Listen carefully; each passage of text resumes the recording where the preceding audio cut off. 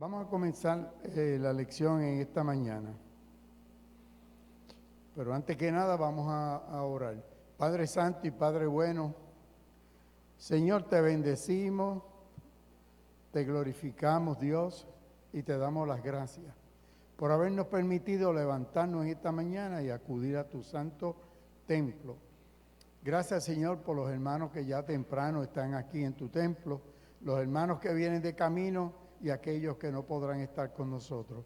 Bendícelos donde quiera que estén.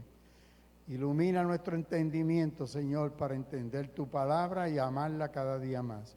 En el nombre precioso de Jesús. Amén y amén.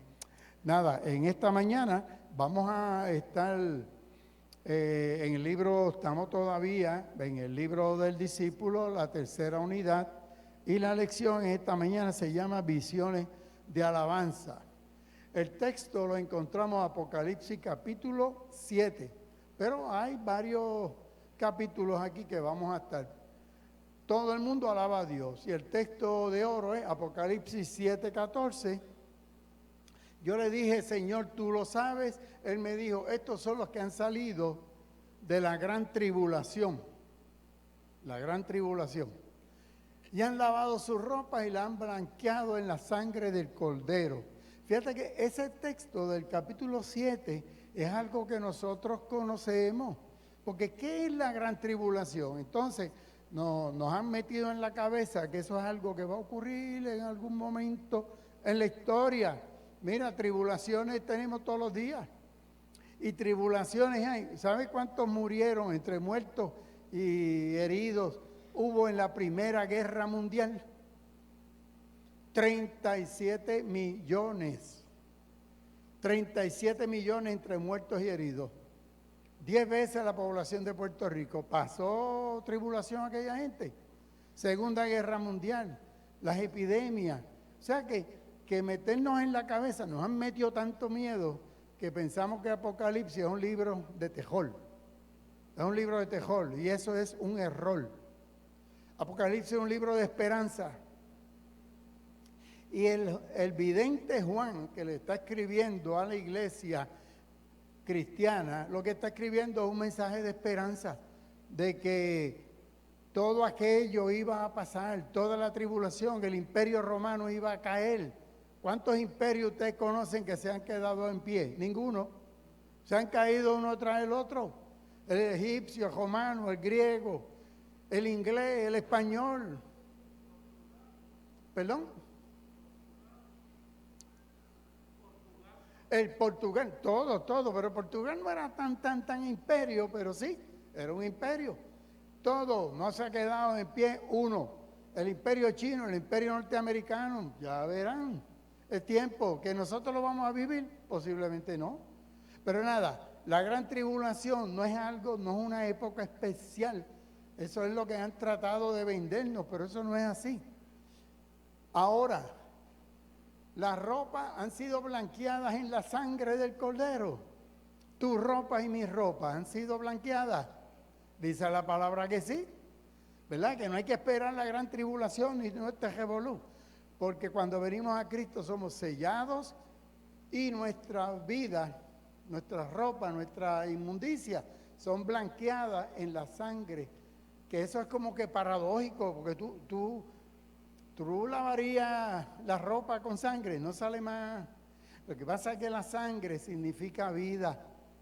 Y es la sangre del Cordero es que el Cordero nos da nueva criatura, nueva vida. Así que el Apocalipsis, vamos a reinterpretarlo, no estés pendiente a los documentales de terror que ponen por ahí. Bueno, el objetivo es exhortar en la comunidad de fe, en nosotros, confiar que Dios está en control, no importa la circunstancia. Ahora bien, valorar también la importancia de hacer el bien e identificarnos con el dolor, identificarnos con el que sufre, con el que padece, que nosotros somos cuidadores de nuestros hermanos. Nosotros somos cuidadores de aquel que está en sufrimiento, de aquel que está en carencia. Y es como siempre les he dicho, el examen final, ¿de qué es? Relaciones humanas, de cómo yo Al que está desnudo le di comida, le di vestidura, etcétera. Bueno, revelación. ¿Qué quiere decir el Apocalipsis? Apocalipsis significa revelación. Y no hay un Apocalipsis, hay un montón de Apocalipsis. Y déjeme decirte, por poco el Apocalipsis de Juan el Vidente se queda fuera del Nuevo Testamento. Cuando estaban los teólogos, los padres de la iglesia, decidiendo qué libros componían el Nuevo Testamento, Apocalipsis entró en la última tirada, como dicen, por poco cierran la puerta y se queda afuera.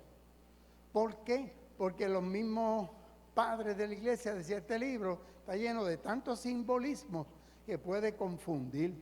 Y es verdad. Y lleva gente confundida y embelequeando y sacando números y calculando y prediciendo y todo para nada.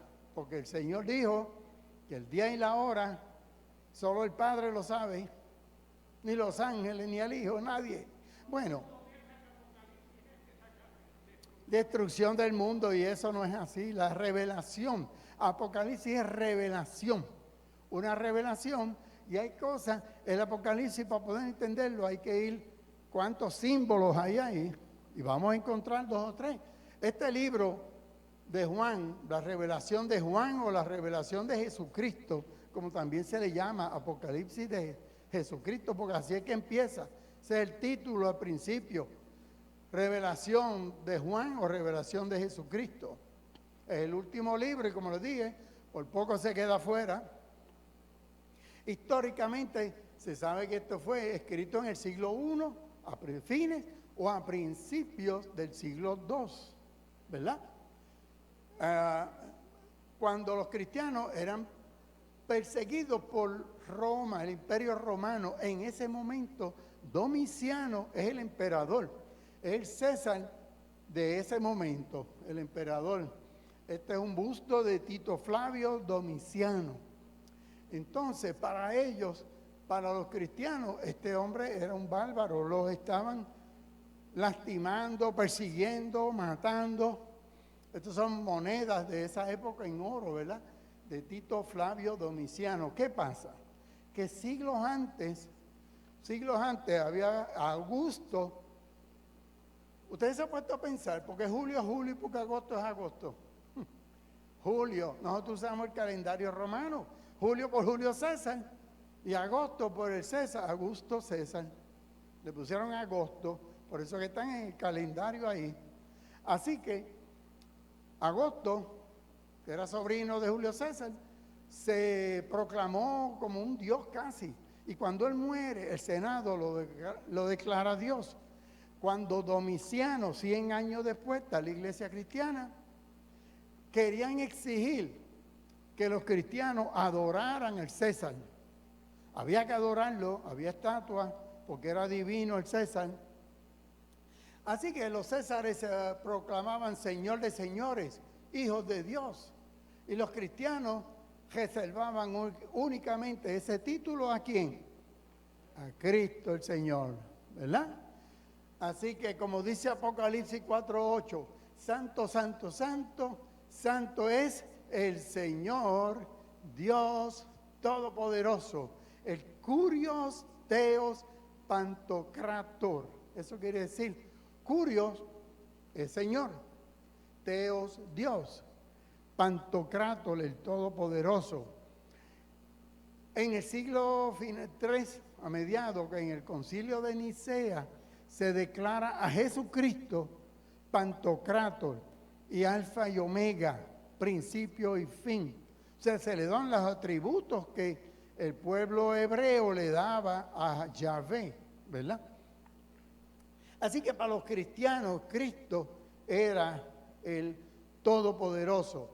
Entonces, mira qué interesante. Esta es la frente de la estatua de Augusto César, ese que 100 años antes de Domiciano, el Senado lo declaró divino.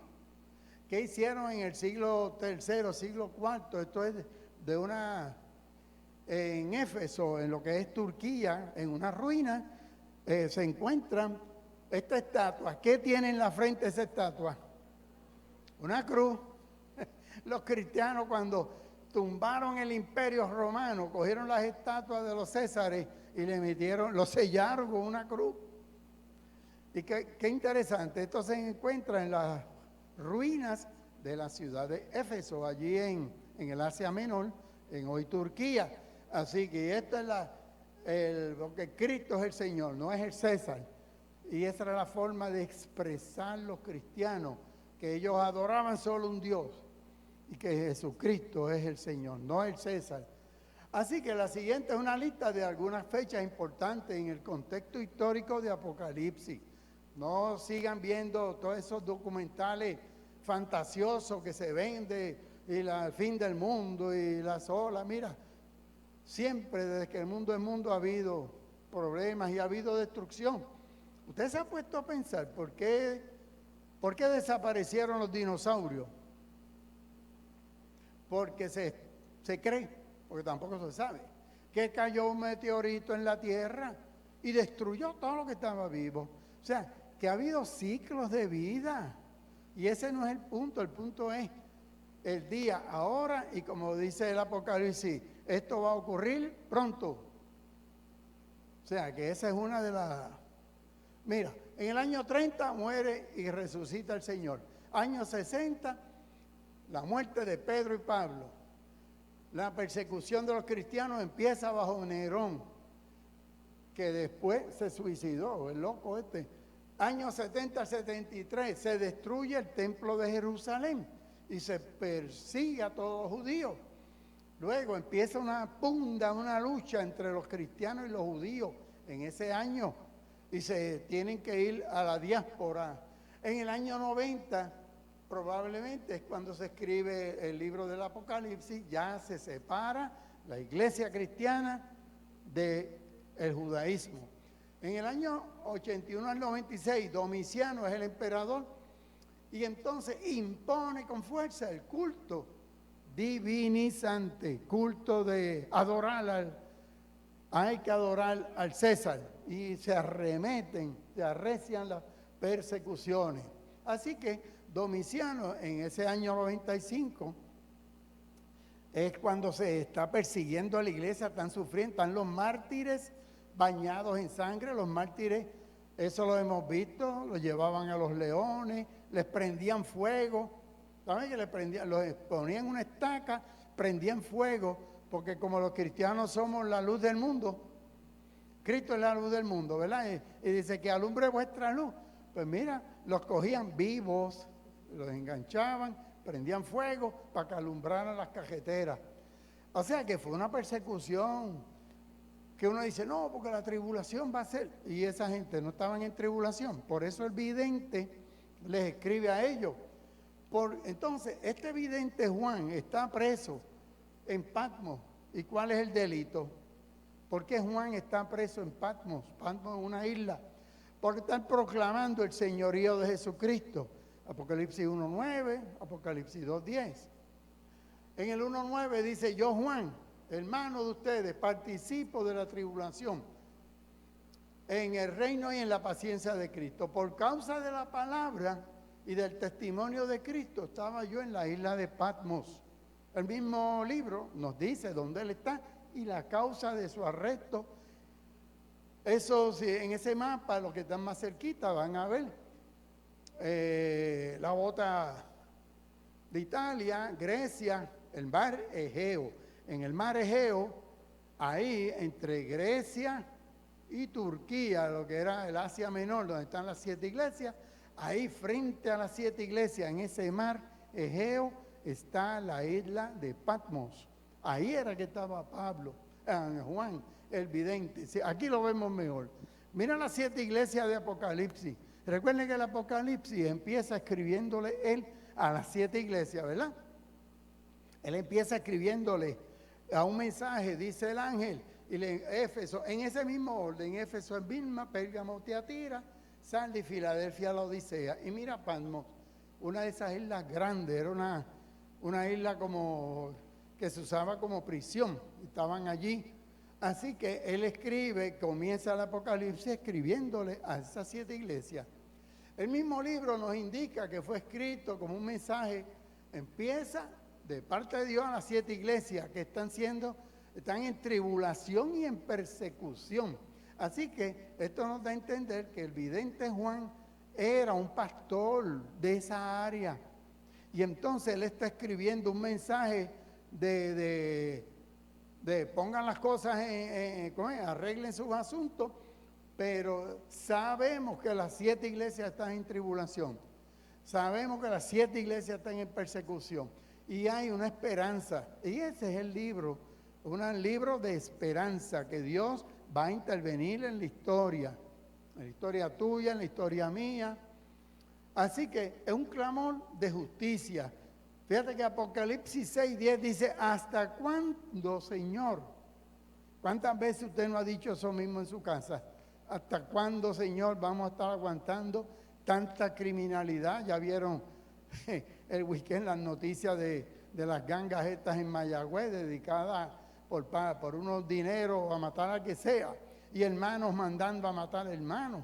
O sea que es horrible. ¿Eso es tribulación o hay que esperar algo más? Y los niños, asesinando niños. Eso es tribulación. No hay que estar pensando en algo fantasioso. Vivimos en tribulación y la iglesia tiene que tener este mensaje de esperanza. ¿Hasta cuándo, Señor, tú nos juzgas y venga nuestra sangre de los que moran en la tierra? Apocalipsis 1:1 dice que la revelación de Jesucristo, que Dios le dio para manifestar a sus siervos las cosas que deben suceder, ¿cuándo? Pronto. Fíjate que esto no es para de aquí a 1000 años, 2000, 3000. Por eso es que hay gente enredada con los 1000 años esos simbólicos que están ahí en el libro.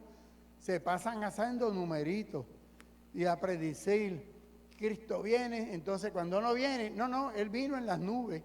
Y empezamos un embuste detrás del otro y un enredo detrás del otro. No se deje enredar. El mensaje es sencillo.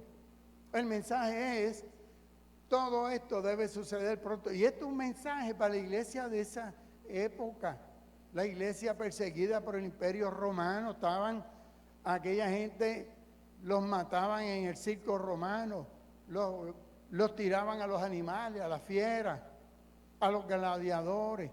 Así que la iglesia está siendo perseguida en ese momento y hay un baño de sangre. Así que Cristo lo declaró enviando por medio de su ángel a su siervo.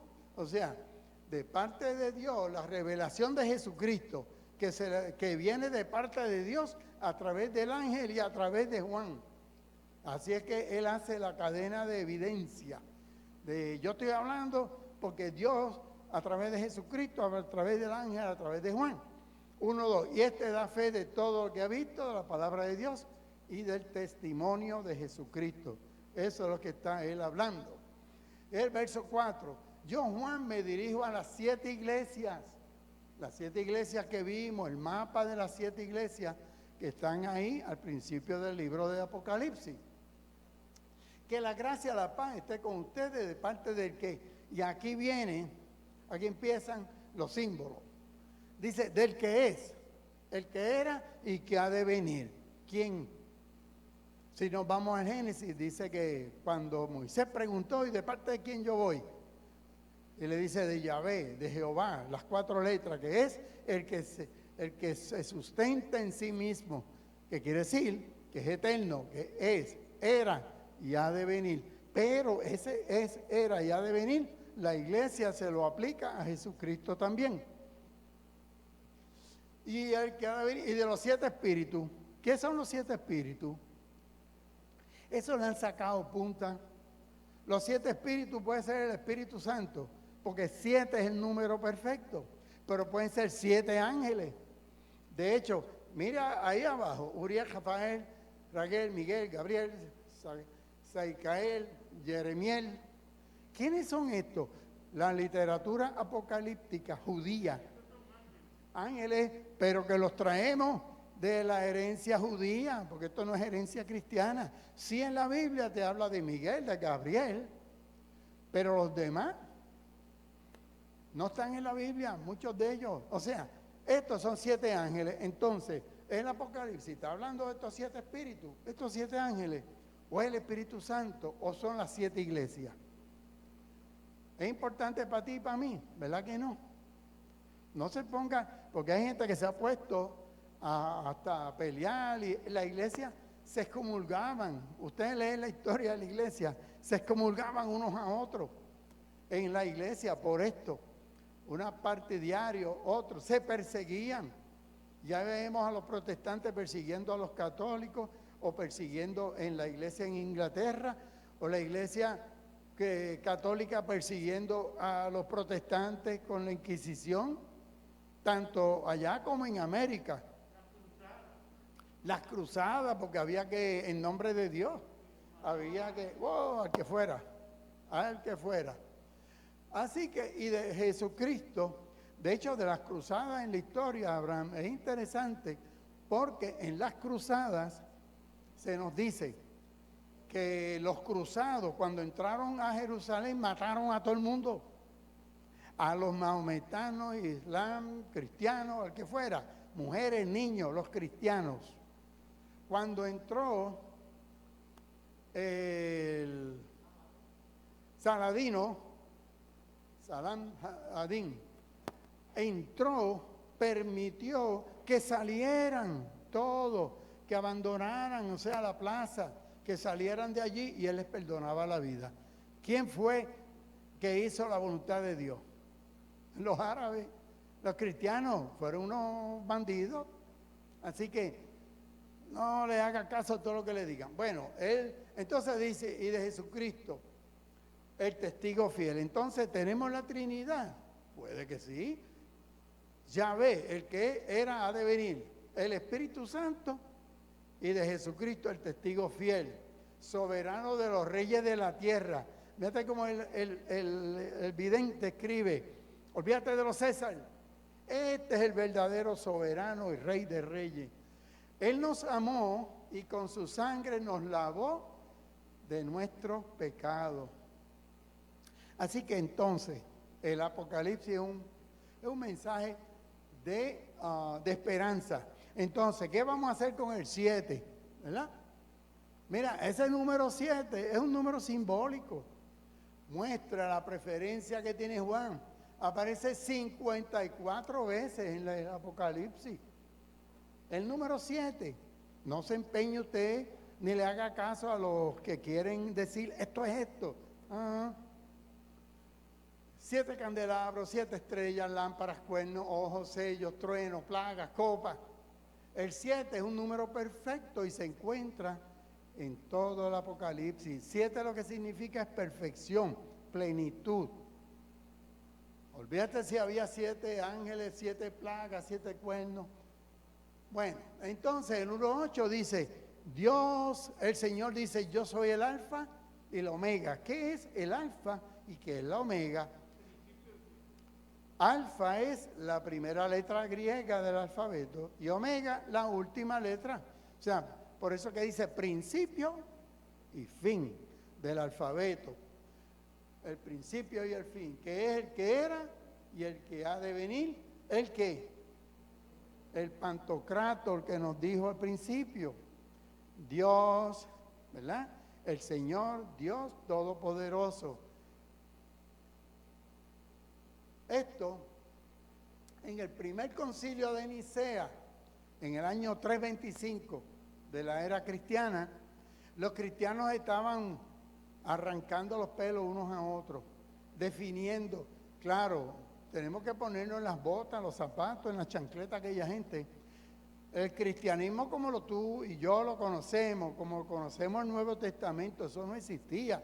Aquella gente estaban unas luchas de quién tenía la razón, cómo se define a Cristo, quién es Dios, qué libros van a estar en el Nuevo Testamento, qué libros del Antiguo Testamento vamos a traer. ¿Ven?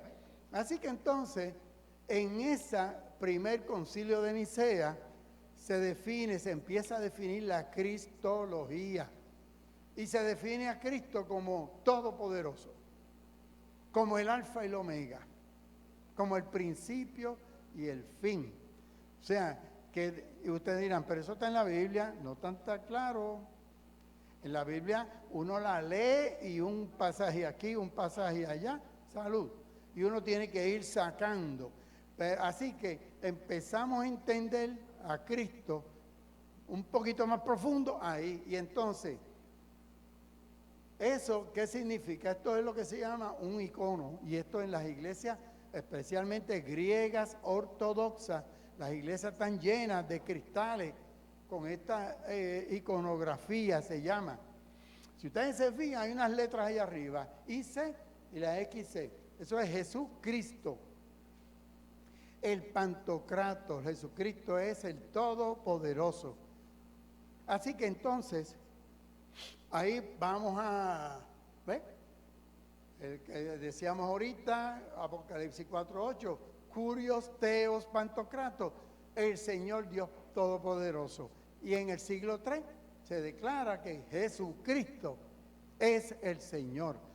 Ustedes dirán, pero Pablo lo venía diciendo. Sí, pero habían grupos y habían luchas y la iglesia tenía que definir y escribir qué era una cosa y qué era la otra. Así que de este modo podemos afirmar que el Apocalipsis es el libro de la revelación, es un libro de esperanza donde la iglesia reafirma el compromiso de ser fiel a Dios y que nuestra fe en el Señor, porque Él va a intervenir pronto, como dice, y esto va a ser pronto. En tu vida, en mi vida, cada uno tiene su hoja de vida. Y como dice la palabra y dicen los salmos, en tus manos están mis tiempos. Olvídese de que de aquí al año 4000 va a pasar una bomba y va a explotar todo. Ese no es el mensaje del Apocalipsis. El mensaje del Apocalipsis, Patmos está frente a las costas allí. Y el vidente le está escribiendo cartas a todas esas iglesias. Este mensaje es porque la iglesia está siendo perseguida. Tengan esperanza. Pronto el Señor viene. Pronto el Señor va a intervenir. Apocalipsis 6. Así que vamos a analizar más rápido entonces la escritura. Apocalipsis capítulo 7, versos del 9 al 17. El capítulo 7 comienza narrando la intervención de 5 ángeles que protegen el mundo, y Juan escucha que el número de las personas selladas son 144,000. Recuerde que esto es un número simbólico. Esto es un número simbólico. ¿Usted ha hablado con alguien alguna vez de los 144,000? Hay gente que son capaces de darte con la Biblia si tú le dices, mira, es un número simbólico. No, esos son 144,000 personas. Exacto, los testigos de Jehová pelean contigo si tú le dices. Así que, y el 144,000 es un número simbólico. Pero ellos juran que son de los de ellos que van a sacar, y ahí es que empieza a interpretarse mal el Apocalipsis. Es un número simbólico. Cuando entonces este jinete parto, ¿quiénes eran los partos? Los partos eran los archienemigos de Roma. Cuando los griegos y los persas, esto es lo que es Irán, Irak hoy en día. Los partos, cuando se destruye el imperio griego, que se dividió en 4, hay una parte que le tocó a unos grupos, y de allí están entre las tribus esto. ¿Qué tiene en la mano ese jinete que nos llama la atención? Un arco y una flecha. Y si usted va al Apocalipsis, uno de los 4 jinetes del Apocalipsis tiene un arco y una flecha, porque lo que está diciendo Juan, estos romanos son tan sinvergüenza y tan malos, pero que no se preocupen, porque Dios les está preparando y le está diciendo, los partos vienen a destruir a este mundo. O sea, los jinetes, va a acabar con una guerra, y saben que es hambre, guerra, destrucción, ¿verdad? Y el que tiene el arco con la flecha posiblemente, de hecho hay una creencia que ellos decían que Nerón, ¿tú sabes que Nerón dice que se suicidó? Pero en realidad parece que lo obligaron o casi lo mataron. El asunto es que había una creencia de que Nerón, el emperador, iba a resucitar, y como él era amigo y había hecho buena amistad con los partos, él venía con el ejército parto a atacar a Roma. Mira que mucha historia y que mucho revolú, ¿verdad? Nos vamos nosotros hoy en día al Apocalipsis enredarnos con tanta cosa, que si el jinete ese es un parto, mira, yo no sé, puede que sí, que el mensaje de Juan fuera ese, pero un símbolo, es lo que quiero decir. El Apocalipsis está lleno de símbolos. Después de esto vi 4 ángeles sobre los 4 ángulos de la tierra. ¿Saben que la tierra era plana, verdad? La mentalidad de Juan, el vidente, es que esto es plano y tiene 4, y es cuestión de enjollar. Lo enjollamos y se acabó la tierra. Así que, y entonces, que detenía los 4 vientos para que no destruyeran. Y entonces, ¿qué dice Daniel 7:2? Que no les he dicho. Daniel 7:2. Miraba yo mi visión de noche y vi 4 vientos del cielo. En otras palabras, el mensaje es, el vidente Juan toma mucho de los otros apocalípticos hebreos, toma de Ezequiel, toma de Daniel. Las mismas visiones y las mismas, los 4 seres vivientes, los 4 vientos, los 7 espíritus, todo eso está en Daniel y en Ezequiel. Así que, vi también otro ángel que subía de donde sale el sol, tenía el sello del Dios vivo. ¿Por qué dice sello del Dios vivo? Porque Juan lo que quiere es que este es el Dios verdadero, el Dios de la vida, o el Dios que da vida, el Dios vivo. Mientras que los dioses romanos, los César, ¿son qué? Dioses muertos, son estatuas, son de palo, son de lo que sea. Así que el Dios vivo es el Dios verdadero. Eso es lo que quiere decir el vidente. Y diciendo, no hagáis daño a la tierra, ni al mar, ni a los árboles, hasta que hayamos sellado en su frente a los siervos de nuestro Dios. Así que tenemos una cosa. Tú y yo fuimos sellados, o hay que esperar el Apocalipsis. ¿Verdad que no? Que Efesios dice que cuando oímos, creímos, fuimos sellados por el Espíritu Santo. Amén. Así que esto es símbolo. Entonces nos ponen ángeles, nos ponen un revolú, porque el escrito apocalíptico de revelación está así mismo en símbolos y cosas de que no lo entienda nada más que el que sabe de lo que estaban hablando, lo iban a entender. Los cristianos, las iglesias, las 7 iglesias iban a entender el mensaje, que ellos habían sido sellados y que ellos eran siervos, doulos. Pablo dice que él es esclavo, siervo de Jesucristo, y la palabra que usa es doulo, esa que está ahí. Y entonces, Ezequiel 9:4, ven cómo Juan utiliza a Ezequiel. ¿Qué dice Ezequiel?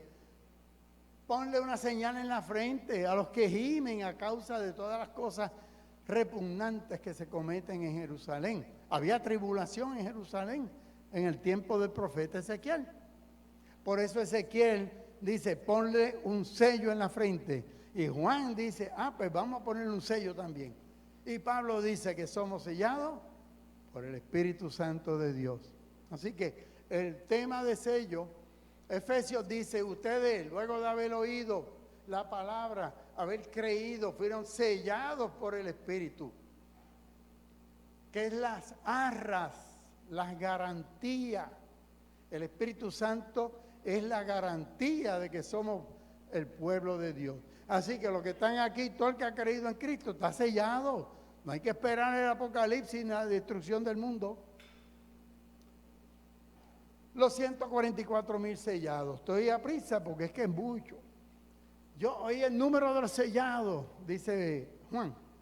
Este es Juan, esa es otra pelea que tienen los cristianos. ¿Es Juan el evangelista? ¿Es otro Juan? Este es Juan el vidente, el anciano, ¿es otro? Pues mira, tampoco se han puesto de acuerdo. Y como ustedes no se lo presentaron, a mí tampoco, el Señor sabe qué Juan es. Claro, históricamente, aparentemente, este Juan es un pastor de esa región, no es Juan el evangelista, el discípulo amado que escribe el evangelio. De hecho, la literatura, las letras, las palabras que se usan en el evangelio son muy distintas a la del Apocalipsis. Hoy el número 144,000. ¿De dónde son esos 144,000? ¿De dónde salieron? De las tribus de Israel. Así que, ¿son israelitas entonces? Ah, pero es que la iglesia es el Israel de Dios, el nuevo Israel. Así que tenemos para discutir, pero como no, eso no se discute. Les dije que son números simbólicos. 12,000 es un número de un gran ejército. Si uno va a Jueces, Segunda de Samuel, Primera de Reyes, utiliza ese número de 12,000. Así que 144,000 son 12 grandes ejércitos. Lo que está, así que el número 12 o 12,000 es un número que quiere decir mucha gente. Y si lo multiplico 12 por 12, 144, y le meto el 1,000, le tengo 144,000 ejércitos. Pero entonces en la Biblia el número 12 representa al pueblo de Dios. 12 tribus, 12 apóstoles.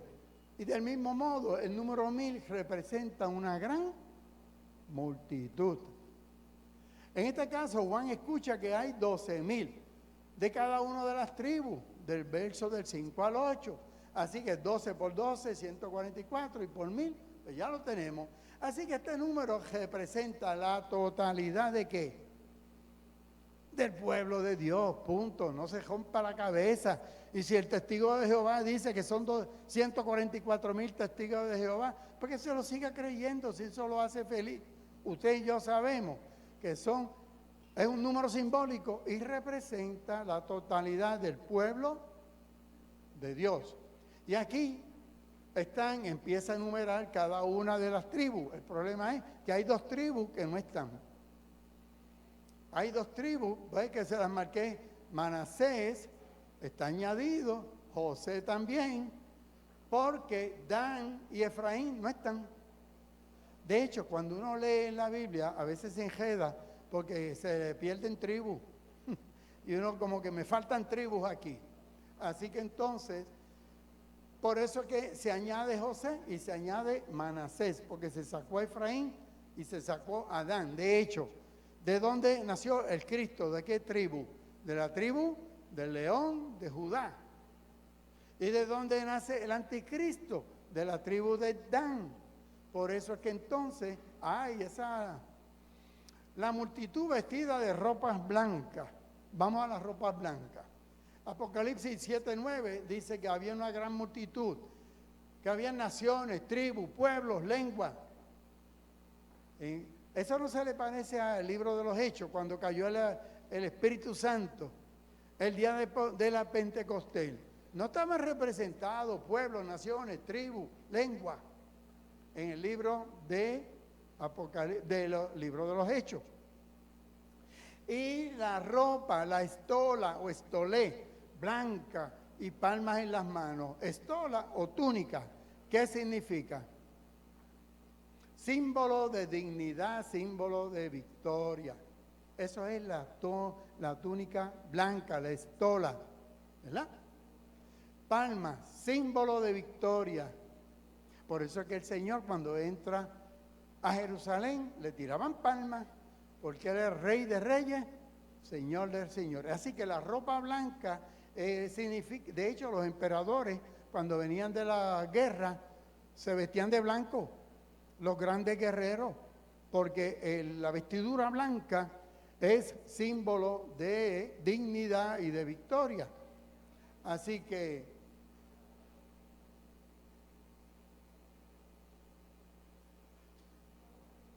una gran multitud delante del trono y del Cordero, personas redimidas, ¿verdad? La multitud está vestida de blanco, color que significa victoria. Vamos a avanzar aquí. El 10, clamaban a gran voz diciendo, la salvación pertenece ¿a quién? A nuestro Dios que está sentado en el trono. Así que entonces, ya estamos en el 10 de Apocalipsis 7. ¿De quién es la salvación? ¿A quién pertenece? ¿Quién nos da la salvación a nosotros? ¿El César? No.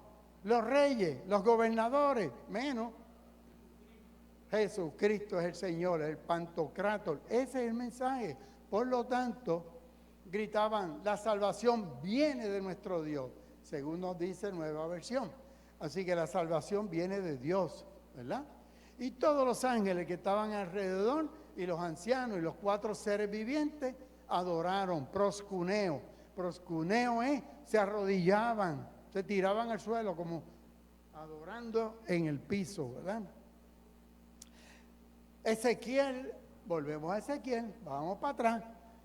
4 seres vivientes, todos ellos con apariencia humana, cada uno tenía 4 rostros, 4 alas.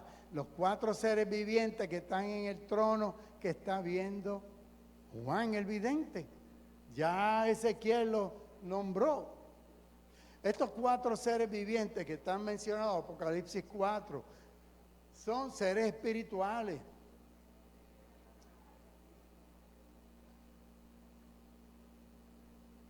Cuando soca el timbre, sabe que tengo un par de minutitos más. Diciendo amén, bendición, gloria, sabiduría, acción de gracia, honra, poder, fortaleza. Eso decían los 4 seres vivientes. Si nos vamos al griego, es amén, la alabanza, la doxa, la sofía, la Eucaristía. La Eucaristía es acción de gracia. Por eso cuando dice, vamos a la Eucaristía, eucaristesai es dar gracias a Dios cuando se parte el pan. La honra, el poder, el dinamita y la fortaleza son ¿de quién? De nuestro Dios por todos los siglos. Así que esto es una alabanza que eligen ¿quiénes? Los ángeles, ¿verdad? Entonces uno de los ancianos habló diciendo, estos que están vestidos de ropas blancas, ¿quiénes son? Y Juan dice, pero ¿por qué tú me preguntas? Si tú lo sabes, tú sabes quiénes son, ¿por qué me preguntas a mí? Y le dije, Señor, tú lo sabes, estos son los que han salido de la gran tribulación y han lavado su ropa y están emblanquecidas en la sangre. ¿Cómo es eso? Ropa blanca lavada con sangre. ¿Cómo es posible, verdad? Entonces, la gran tribulación probablemente es una alusión a esa persecución que hizo Domiciano. Vamos a estos textos, Daniel, Mateo, Marcos, Apocalipsis. ¿Qué dice Daniel 12:1? En aquel tiempo se levanta Miguel, el gran príncipe, porque será tiempo de angustia. ¿Para qué? Para liberar al pueblo de los que están donde, inscritos en donde, que tu nombre y el mío estén inscritos en el libro de la vida. Por eso es que Juan utiliza, el vidente utiliza, pero ya Daniel 12:1 ya dijo, ya habló del libro, ya habló de la gran tribulación. Mateo 24, habrá entonces gran tribulación cuando no la ha habido. Y 1 Corintios, ustedes ya han sido lavados. ¿Y ustedes han sido lavados? ¿Verdad que sí? ¿En qué? En la sangre del Cordero, ¿verdad? Lavados, santificados, justificados en el nombre del Señor. ¿Por medio de quién? Del Espíritu. Así que Colosenses, ya estamos terminando. Por medio de Él reconcilió, por medio de Cristo, Dios reconcilió todo el mundo, toda la tierra, los que están en la tierra, los que están en los cielos. ¿A través de quién? La sangre. Porque la sangre es vida. Que unas veces dice, ¿por qué tenía que el Señor derramar sangre? Porque la sangre es símbolo de vida. Y cuando Él nos lava con su sangre, nos da ¿qué? Vida. Vida y en abundancia, ¿verdad? Juan está viendo todas las personas de fe que habían sido muertos a causa de su fe y perseguidas por los enemigos de Cristo. Los que están delante del trono extenderán esto de que el trono extenderá su tabernáculo sobre ellos. Extenderá. ¿Qué quiere decir? Que a todos los que estamos delante del trono de Dios, Dios nos va a derramar su... Es que no. Es que Dios va a acampar contigo. Dios va a morar contigo. Va a hacer la habitación contigo. En hebreo, esto es griego. En hebreo, la palabra es shakán. Y de ahí viene Shekinah. O sea, ¿qué nos está diciendo el vidente? Que cuando somos lavados por la sangre de Cristo, eso viene entonces, esa Dios va a hacer la habitación en tu vida y en mi vida. Por eso es que somos templo del Espíritu Santo, ¿verdad? Así que dice que la palabra, aquel verbo se hizo carne y es que no, habitó entre nosotros. ¿Quién? Cristo. Ya no habrá hambre ni sed. Isaías lo dice, no tendrán hambre ni sed, manantiales de agua. Mateo, hambre y sed de justicia. Y por último, porque el Cordero que está en medio del trono los va a pastorear y los guiará a fuentes de agua de vida y Dios enjugará toda lágrima. Ese es el mensaje de Apocalipsis capítulo 7. ¿Hay tribulación? Sí la hay. ¿Estaban siendo matados y perseguidos? Sí. Pero el final de la historia, ¿cómo acaba? El Cordero es el que va a ser Rey de Reyes, Señor de Señores. Nos va a pastorear a aguas de vida y Dios enjugará toda lágrima. Ezequiel habla de ese pastor, Ezequiel 34, el Salmo ni modo, Salmo 23, Isaías 25, Dios va a destruir la muerte. Eso no es de Apocalipsis. Ya Isaías lo dice, destruirá la muerte y enjugará toda lágrima. O sea que el vidente Juan está recogiendo de la misma literatura hebrea. Y este es el último texto. Apocalipsis 21:4, enjugará Dios toda lágrima de los ojos. Ya no habrá más muerte, no habrá más llanto, clamor, dolor. ¿Por qué? Porque las primeras cosas ya pasaron. He aquí, todas son hechas nuevas. Amén. Bueno, pues Dios le bendiga. Me cogí unos minutitos más, pero vamos entonces la semana que viene. Esta es la lección. Apocalipsis capítulo. Seguimos Apocalipsis. No podemos, hay 3 lecciones. Esta es la primera, faltan 2. Así que Dios le bendiga. Vamos a orar. Padre Santo y Padre bueno, gracias Señor, porque en esta mañana nos has permitido estudiar tu palabra. Señor, abre nuestro entendimiento para que podamos entender que tú nos amas, que Dios es amor. Como decía el pastor la semana pasada, Collazo, basta de dogmas. Vamos a predicar el amor en la iglesia de Cristo. Basta para que no haya más muerte ni haya más lágrimas. Gracias Dios. En el nombre de Jesús te lo pedimos. Amén y amén.